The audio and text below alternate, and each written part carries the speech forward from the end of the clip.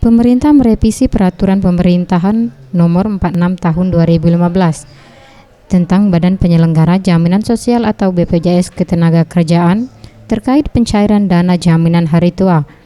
Revisi ini ditolak oleh pekerja karena PP tersebut sangat merugikan pekerja, yaitu jaminan hari tua dapat diambil pada usia 56 tahun dan untuk keikut pesertaan minimal 10 tahun. Dengan mekanisme 10% dari saldo untuk kebutuhan sehari-hari atau 30% untuk DP perumahan.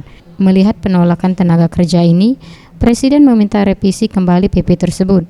Ketika dikonfirmasi mengenai hasil revisi, Umardin Lubis, Kepala Kantor Wilayah BPJS Ketenagakerjaan Sumbangsel, yang ditemui Selasa 7 Juli 2015 mengatakan, pihaknya masih menunggu revisi PP nomor 46 tahun 2015, terutama pasal 22 ayat 4 dan 5 mengenai pencairan JHT, namun untuk sementara aturan yang berlaku tetap pada PP 46 tahun 2015.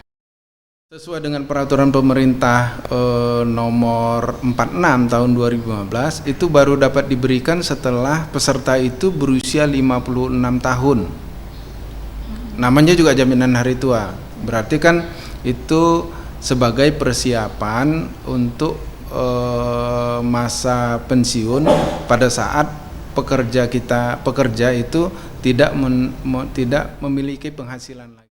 Ia menambahkan, sebelum keluarnya revisi yang baru, BPJS tetap gunakan PP 46 tahun 2015.